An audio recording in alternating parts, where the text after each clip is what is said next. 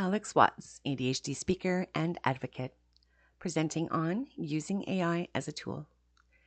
Alex Watts is an internationally recognized ADHD speaker, advocate, and creative entrepreneur with a career spanning music production, business development, and global storytelling. Known for his candid humor and energetic style, Alex combines lived experience with sharp insight to break down neurodivergence in a way that's both highly engaging and deeply relatable. From dressing up as the Grinch to building businesses and speaking on stage around the world, Alex brings a whirlwind of creativity, vulnerability, and positivity to every audience. With a message rooted in acceptance, empowerment, and figuring out as you go, Alex offers a fresh perspective on ADHD and neurodiversity that leaves people laughing, reflecting, and ready to take action. Alex Watts, conférencier et défenseur du TDAH. Présentation, utiliser l'intelligence artificielle comme outil.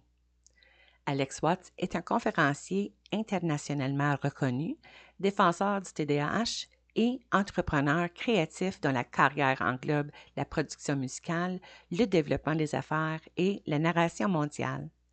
Connu pour son humour franc et son style énergique, Alex combine son vécu et sa perspective éclairée pour expliquer la neurodivergence de façon à la fois captivante et profondément accessible. Qu'il s'agisse d'incarner le Grinch, de créer des entreprises ou de prendre la parole sur scène à travers le monde, Alex insuffle à chaque présentation un tourbillon de créativité, de vulnérabilité et de positivité. Son message fondé sur l'acceptation, l'autonomisation et l'apprentissage au fil du chemin offre une vision rafraîchissante du TDAH et de la neurodiversité qui fait rire, réfléchir et inspire à passer à l'action. Is it my turn? Okay. We'll do it. Hi guys, my name is Alex. Actually, where in the show are we? Are we at the beginning or the end? I have no one to speak to. This is an empty room with no one in it. So if you are at the start of the show, welcome to the show, man. My name is Alex Watts. I am an ADHD, autistic, public speaker. I go around the world and I try and make the world better with some of my ideas and stuff. If we're really late in the show, you already know that. And I'm sorry to repeat myself, but I don't know where this is going. So this might be your first introduction to me. I'm sorry about the bottle of water. It's important to hydrate, okay? It's important to hydrate. Anyway, we're here to talk about something that's really, really important to me, and that is offloading a lot of my brain onto robots so they can do the thinking while I do the rest of the thinking, I guess. They do the important stuff while I can think about badges and stuff. So before we do, I want to talk about the most important thing in the entire world, and that is shopping lists. Super important, often forgotten, quite literally by me, frequently, as it used to be. And then I decided to do something with a free tool on my phone. And I've decided to use free tools within the Google ecosystem for one simple reason. I have been targeted with productivity apps since the dawn of time, and I have tried them all, forgotten I've signed up to them, and then because of the ADHD tax, I have then been charged for not using an app for a month. And then I decide to unsubscribe and everything. And then I'm targeted with emails saying, please come back. We need your money. We relied on your stupidity. That is frustrating for me. And I decided to instead make sure that I've never purchased another productivity tool again, which is why if you get your phone out right now and download an app called Google Keep, you will be able to do something that's so vital to the daily life that you won't believe it's free. If you go into your Keep app, after you've downloaded it and everything, you set it up, you can have a shopping list here. And here is my shopping list. And those are the things I need to buy. And I know what you're thinking. I'm not going to remember to look at my phone. I'm not going to remember to get my phone out. I'm not going to remember the list. The amount of times I've gone to the supermarket for a very specific set of things, and I bought an umbrella, an avocado, and a toilet brush, and I was supposed to be making spaghetti bolognese. I feel your pain. This is where we're going to do something super cool. Okay, so in this shopping list, I'm going to do what's known as geo-fencing it, and that is the first free tip of the day. I'm going to take my shopping list and I'm going to make it applicable to one geographic location, and that is my supermarket. So when my phone knows I'm at the supermarket, it will give me my shopping list. That simple. no $18.99 subscription or anything. When my phone gets to the shop, it gets my shopping list. Now, within my house, I've actually got a few smart speakers and everything. And while I can't condense everything I do in my life down to 20 minutes, I'm going to give you a quick tip. And I have smart speakers across my home that I can talk to my Google Assistant or Gemini. And with that, I'm able to go to my fridge, realize I don't have the ingredients for a spaghetti bolognese, and I will be able to say the powerful word, which I won't say because my phone will start doing it. Hey, meh, please add so-and-so to my shopping list. And there it will do it. It'll update that list on my phone. And then when I get to the supermarket, it will give me the app open with the list. It's that easy. I'm going to tell you a very quick addition to that as well that I'm just realizing because I did this yesterday. I was making a meal and I went to the supermarket for some ingredients and I couldn't find them. So I actually put in my headphones and I spoke live on Gemini Live to the Google Assistant that knows what I'm looking for. And I was like, I'm making this meal that we talked about and I can't find granules for I think it's onion granules, not onion granules, garlic granules, and some other things. And it adjusted my recipe that I was working off and told me what to get instead. It was so good. And I was able to talk to it conversationally like I was on a phone. And that's why what I'm about to share with you is super important to me. So I used to juggle apps a lot. I used to have, the to-do apps, the calendars, the reminders, the notes apps. And while those all exist in the Google ecosystem, I never used them functionally because there was just too many apps to use. So I've broken everything I do down into talking to Google Gemini, and I offload my brain onto it, and it dissects it and gives me applicable reminders all the way through. So I'm tired of juggling apps and everything. So now I just go to my zero app approach. I put my headphones in, I call Gemini, and I just offload what I need to do. Let's jump into this presentation that I've been working on here a little bit. And not there, over here. Thank you very much. Alex, editing Alex, just do it properly. Grow up. Grow up. Okay, here we are. This is my tired of juggling apps thing, my zero app approach to productivity.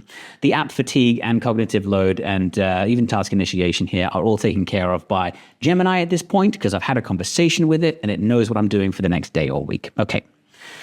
So all of it is about taming the time. And this pillar is focusing on using AI to manage time blindness. We've all done it. I'm not going to explain time blindness. You know it. I'm familiar with it. And I'm on a deadline for this video. Otherwise, I could talk for ages. So we're able to use our context, like our location, time of day, what we want to do tomorrow, what we want to accomplish, what we want to eat. I can talk to Gemini about this, and it will give me lists and stuff. Now, I have built triggers into my life now. So I can't explain how I've set them all up here, but if you do want to know more, please email me and I will happily walk you through my process. So these are cognitive triggers that are done via conversational triggers on my phone. So when I get out of work and I'm about to leave work to go home, I'll say, hey, I'm leaving work. And because I've already set these things up, my phone will automatically text my partner to say that I'm heading home. My playlist will start playing on my phone. It gives me traffic updates for my route home and sets a 15-minute timer to remind me to transition out of work mode, which I think is super important. If you don't have a commute and you work from home, go for a 15 to 20-minute walk and just decompress. And when you walk back into your house, you are at home as yourself again. You're no longer working. So that's one of my triggers that I use every single day. I've talked to you about my geo-fenced reminder for my grocery stores. We've done that one already. And start focus time. So in my house, I've got focus time. I'll be in my home office. I will say those words and certain lights will go to a certain level. Music will go to a certain level. And the light outside my office door will go red so that anyone in my home knows that in my office, I am working. Please do not disturb me because I have the attention span of a squirrel. And if I wanted to do anything like this, I'd have my little script writer here. This will be available on my website soon, by the way, if you guys want to try it out and you're getting used to the idea of using it. So I want an afternoon routine where I call my friend, that's in terrible writing, to discuss video games. We'll generate a script for it. And it's planning my routine. And hopefully that'll jump straight up and figure it out quickly. There it is. So I would then say the command to my assistant and say, hey, create a new routine called afternoon gaming, schedule it for every weekday at 3 p.m. when it starts, announce it's 3 p.m. time to call Craig to discuss video games, and then call Craig. So that's it. Then I'll build it into my calendar and it will remind me every single day. And this is all about offloading memory and your cognitive process, and the how conversational AI has helped me move from being stuck in my phone with trying to figure out what I'm doing next to having told it what I'm going to do all day the day previous. And it's reduced my input latency for tasks, slowing down the chance of forgetting things. And task initiation is a lot quicker as well. So as you can see by my little grass here, my little grass, I'm in a room, I don't have any plants. Are there any plants in here? There's one over there. Little grass. This little graph over here is the amount of steps that I found out was taking it to add an event in my calendar, find my shopping list, and start timers. They were all clicks on my phone that were too many, and I would frequently get distracted whilst doing those things. So I built it purely into voice commands. That's just how I work now.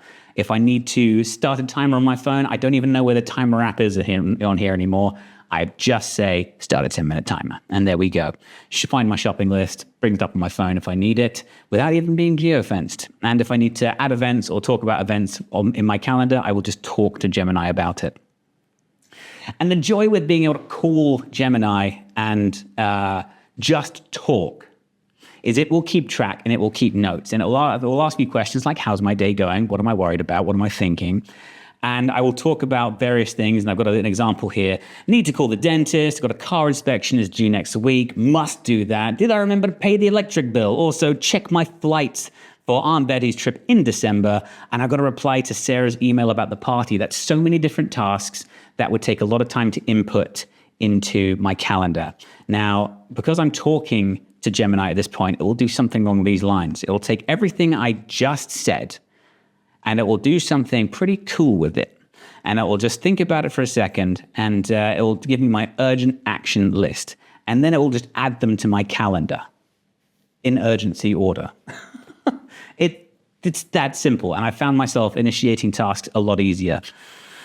And here we go. There it is. Overcoming paralysis, the decision paralysis and decision fatigue that comes with ADHD, a working life juggling work, personal life, relationships, and just everything I have to do in color-coded stuff on my calendar, even when it's organized properly by a computer, still terrifies me at times. So what I like to do is I like to put in my headphones again, and I like to just ask Gemini for help starting tasks. And they can be very, very simple ones. And AI becomes my body double in this sense. So if I were to type it in or speak it out loud, I prefer to speak it, but you can type it if you would like into Gemini. I need to clean the basement, but I'm totally overwhelmed. That is a text I will send by this computer, or a voice thing I'll do whilst on the call. And what it will do along these lines, because I've kind of coded this website to try and represent it, but it's nowhere near as fast for me on this, but Gemini is instant. And what it will do is it will tell me it's totally understandable to feel overwhelmed by cleaning the basement. Huge task. Let's break it down into super small, easy wins. And there it is, because Gemini understands that I have ADHD, and it knows I need to break things down from base camp to Everest, which is clean the basement, to base camp to get the bins ready, get some trash bags out, sort a few things out, and it walks me up the ladder, and it's great, and I love it. And so do you need another app? For me personally, and I would love to do a much longer video on this, no. I've been able to use conversational AI to build the foundations of a second brain that doesn't sleep, doesn't get angry at me for using big words, doesn't get angry at me for swearing. I'm contracted not to swear today. Just a little privy into the behind the scenes of this event. I have so many things that go on in my mind at any given time that offloading all of it to a computer is something I've found very, very rewarding. And I know there's a bit of a love-hate thing with AI. I have the same feelings as well. Creatively, I don't use it to generate images. I don't really generate much with it. But being able to give a never sleeping, never judging, never having an off day AI companion everything that I'm needing to process and then having it fed back to me in a really, really clean, concise way. It fills out my calendar. It's able to check for emails. Like, okay, great example. I'm supposed to go see Dan from the Aspie World in January. And we've had this booked for ages. I booked my travel a long time ago for it because it's cheaper to do that, I've learned, instead of waiting until the day. And we're shooting a music video, by the way. Stay tuned for that. And I emailed, so I booked the ticket and I got an email response back to it. And I have no idea where that email went. And I was able to open my phone, open my emailing app, and just ask Gemini, where is my train ticket to Holyhead in 2026? And it found it. It found it, and not only did it find it, it then said, would you like to add these tickets to your wallet? Yes, please. Absolutely. So when it comes to AI, I understand the ethical stuff when it comes to generative content and copyright infringements and stuff. I don't use it for that. So having a comprehensive second brain and body double that can really listen to what I've got to do, build a task list for me, and help me with task initiation. It's all good being Goldilocks, and that I am. But when the perfect conditions exist, when the light's right, the music's good, and the food is warm, can I start the task all the time? No. I can't. I've procrastinated about making this video for a very long time. And here we are at crunch time, and I'm making this video. And what I did was I actually woke up this morning, because I've had a lot of crazy stuff going on in my world. And I said, I need to do this today. Help me build a presentation out. And while it didn't build this for me, what it did do was help me ask me questions about what I wanted to say. And then it structured it for me. It helped me figure out a clean way to tell you this. So when I talk about the pillars, they're all coming from me. These are things that I do every single day, which I think would be really beneficial to your life. If you just cancel your subscriptions to the app that you completely forgot you have, I highly recommend checking your subscription things as well. So when I think about AI, I want to talk to you guys really, really easily and simply about this. It's not your fault if you get it wrong. It's not your fault that you can't always start a task. It's not your fault that it doesn't always work. Sometimes our brains are just full of absolute mush, and the conditions are perfect, and it shouldn't be full of mush, but it just is. So when I offload all of this stuff to my conversational AI the night before, I call it every single day at 10 p.m., and I just offload my brain. And it takes all of the information that I'm worried about in the upcoming days or weeks, and it just feeds it into my calendar, makes some notes, and occasionally tells me I'm doing great. And that positive affirmation has gone a long way in my personal life. So give it a chance. You don't always need every single app, but this comes with a big caveat. Just play with it. Just absolutely take out some apps and just see if it works for you guys. Just you should all have an assistant on your phone at this point. Ask it what it can do. Ask it sincerely what it can do, and you will be absolutely thrilled with some of the stuff it can help you with, and terrified at some of the stuff it will create. And you'll think, my God, how are you able to fill out my calendar so concisely and so well? So there it is.